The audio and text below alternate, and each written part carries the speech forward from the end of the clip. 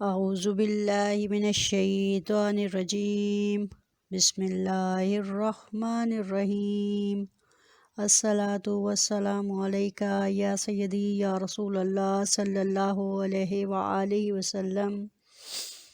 ناظرین محترم، پیارے بچوں، السلام علیکم ورحمۃ اللہ۔ آج میں آپ کے سامنے سورۃ النساء آیت نمبر 43، اس کے اندر آنے والے اہم احکام، جن میں خاص طور پر نشے کی حالت میں نماز کے قریب مت جاؤ اور تیمم کا حکم، اس کے بارے میں بیان کرنے جا رہی ہوں۔ اللہ تعالیٰ قرآن مجید میں فرماتا ہے، یا ایھا الذین آمنوا، اے وہ لوگو جو ایمان لائے ہو، لا تقربوا الصلاۃ، نماز کے قریب نہ جاؤ، وانتم سکارا، جبکہ تم نشے میں ہو، حتیٰ یہاں تک کہ تعلموا، تم جاننے لگو، ما تقولون، جو کچھ تم کہو، ولا جنباً، اور نہ ہی جنابت کی حالت میں، الا مگر عابر السبیل، یا سفر میں، مسافری میں، تغتسلوا، یہ کہ تم غسل کر لو، وَإِن كُنتُم، اور یہ کہ اگر تم مرضی، بیمار ہو، او علی سفر، یا سفر کی حالت میں ہو، او جاء احد منکم، یا تم میں سے کوئی آیا ہو، من الغائط، قضائے حاجت سے، او لامستم النساء، یا تم نے عورتوں کو چھوا ہو،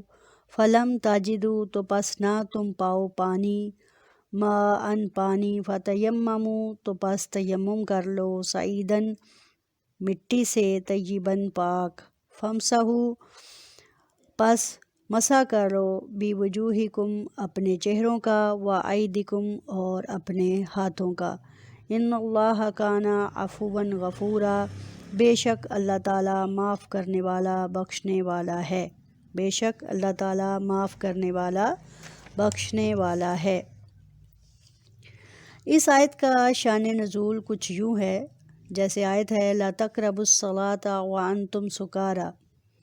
اس آیت کا شان نزول یہ ہے کہ حضرت عبد الرحمن بن عوف رضی اللہ تعالیٰ عنہ نے صحابہ اکرام رضی اللہ تعالیٰ عنہم کی ایک جماعت کی دعوت کی، اس میں کھانے کے بعد شراب پیش کی گئی، ان میں سے بعضوں نے پی لی، کیونکہ اس وقت تک شراب حرام نہ ہوئی تھی، پھر مغرب کی نماز پڑھی، امام نشے میں ہی آیت جو صورت انہوں نے ملائی، اس میں اس طرح تلاوت کی، قل یا ایھا الکافرون اعبدوا ما تعبدون وانتم عابدون ما اعبد، یہ پڑھ گئے، جبکہ اس میں دونوں جگہ لا ترک کر دیا، نشے میں خبر نہ ہوئی، یوں معنی فاسد ہو گئے، چنانچہ یہ آیت نازل ہوئی کہ نشے کی حالت میں نماز نہ پڑھی جائے۔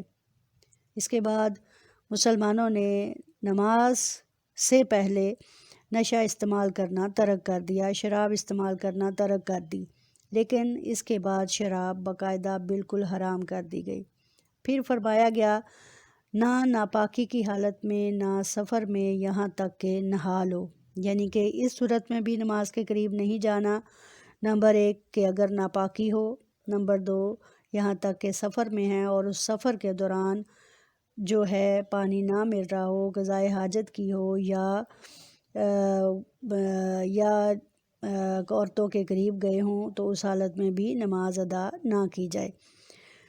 اب اس کے اندر ایک حکم یہ پایا جا رہا ہے کہ جب پانی نہ پاؤ تو تیمم کر لو، یعنی کہ ان تمام حالات کے اندر پانی نہ ملے تو تیمم کر لو۔ پہلا حکم یہ کہ نشے کی حالت میں نماز کے قریب مت جاؤ، اور دوسرا حکم یہ کہ جب ایسے حالات درپیش ہوں کہ آپ قضائے حاجت سے آئے ہوں، عورتوں کو چھوا ہو، یا حدث و جنابت کی حالت ہو، تو اس وقت پانی نہ پاؤ تو تیمم کر لو۔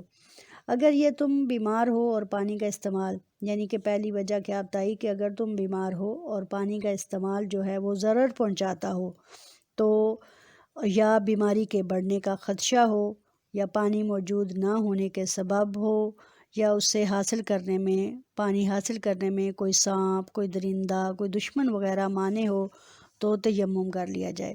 یعنی یہ حکم مریضوں، مسافروں، جنابت اور حدث والوں کو شامل ہے۔ حیض و نفاس سے طہارت کے لیے بھی پانی سے عاجز ہونے کی صورت میں تیمم جائز ہے۔ یعنی کہ اگر عورتیں حیض سے ہوں یا نفاس سے ہوں تو اس صورت میں بھی تیمم کیا جا سکتا ہے۔ تیمم کیا ہے؟ تیمم کا طریقہ کیا ہے؟ اور تیمم میں کیا کرتے ہیں؟ یہ سوال اپنی جگہ۔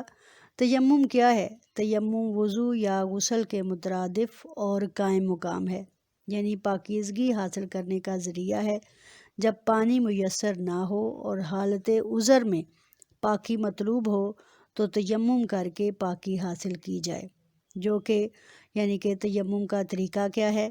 کچھ اس طرح ہے کہ تیمم کرنے والا تیمم کی نیت جنابت و حدث وغیرہ کرے کہ میں جنابت سے پاک ہونے کے لیے یا حدث سے پاک ہونے کے لیے میں یا اپنی بیماری سے پاک ہونے کے لیے میں تیمم کرتا ہوں۔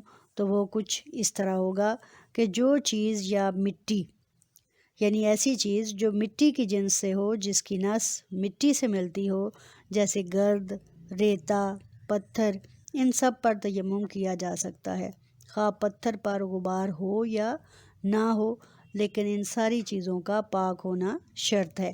اب تیمم میں 2 ضربیں لگائی جاتی ہیں۔ نمبر 1، فَامْسَحُوا بِوُجُوهِكُمْ وَأَيْدِيَكُمْ، یعنی ایک مرتبہ ہاتھ مارو، ہاتھ مار کر اپنے چہروں پر پھیر لو، دوسری مرتبہ ہاتھ مار کر اپنے ہاتھوں پر پھیر لو۔ اس طرح سے تیمم حاصل کر کے ہم پاکی حاصل کر سکتے ہیں۔ اور پھر اسی طرح جس طرح ہم وضو سے بہت سارے فرض اور نوافل پڑھ سکتے ہیں، تیمم سے بھی ہم اسی طرح بہت سے نوافل اور فرائض پڑھ سکتے ہیں۔ اب آیت تیمم کی شان نزول جو ہے وہ کچھ اس طرح بیان ہوئی ہے کہ غزوہ بنی المصطلق میں جب لشکر اسلام رات کو ایک بیابان میں اترا جہاں پانی نہ تھا اور صبح وہاں سے کوچ کرنے کا ارادہ تھا، وہاں ام المومنین حضرت عائشہ صدیقہ رضی اللہ تعالی عنہ کا ہار گم ہو گیا۔ اس کی تلاش کے لیے سید عالم صلی اللہ علیہ وآلہ وسلم نے وہاں اقامت فرمائی۔ صبح ہوئی تو پانی نہ تھا۔ حضرت عائشہ رضی اللہ تعالی عنہ ڈر رہی تھیں کہ میری وجہ سے لوگ مشکل کا شکار ہوئے ہیں، چنانچہ اللہ تعالیٰ نے آیت تیمم نازل فرمائی۔ اسید بن حضیر رضی اللہ تعالی عنہ نے کہا، اے آل ابوبکر، یہ تمہاری پہلی ہی برکت نہیں، تمہاری برکت سے پہلے بھی مسلمانوں کو بہت آسانیاں ہوئیں اور فوائد پہنچے۔ پھر اونٹ اٹھایا گیا تو اس کے نیچے ہار ملا۔ اب ہار نہ ملنے کی بھی کئی حکمتیں تھیں۔ نمبر 1، حضرت عائشہ صدیقہ کی وجہ سے قیام ان کی فضیلت اور منزلت کا سبب ہے، یعنی کہ آپ صلی اللہ علیہ وآلہ وسلم نے اپنی زوجہ کے ہار کو بھی اہمیت دیتے ہوئے وہاں رکنا اور ٹھہرنا پسند فرمایا، جس سے آپ رضی اللہ تعالیٰ عنہ کی فضیلت ظاہر ہوتی ہے۔ نمبر 2، صحابہ اکرام کا جستجو فرمانا۔ اس میں ہدایت ہے کہ حضور صلی اللہ علیہ وآلہ وسلم کی ازواج کی خدمت بجا لانا مومنین کے لیے عین سعادت ہے۔ نمبر 3، حکم تیمم کہ حضور صلی اللہ علیہ وآلہ وسلم کی ازواج کی خدمت کا صلہ، جس سے قیامت تک مسلمان متنفع ہوتے رہیں گے، یعنی کہ مسلمانوں کو اس سے فائدہ پہنچتا رہے گا۔ سبحان اللہ۔ اللہ تعالی ہم سب کو قرآن مجید، حضرت محمد مصطفیٰ صلی اللہ علیہ وآلہ وسلم، آل رسول صلی اللہ علیہ وآلہ وسلم اور ازواج رسول صلی اللہ علیہ وآلہ وسلم کے مطابق زندگی گزارنے کی توفیق عطا فرمائے۔ آمین۔ وآخر دعوانا الحمدللہ رب العالمین۔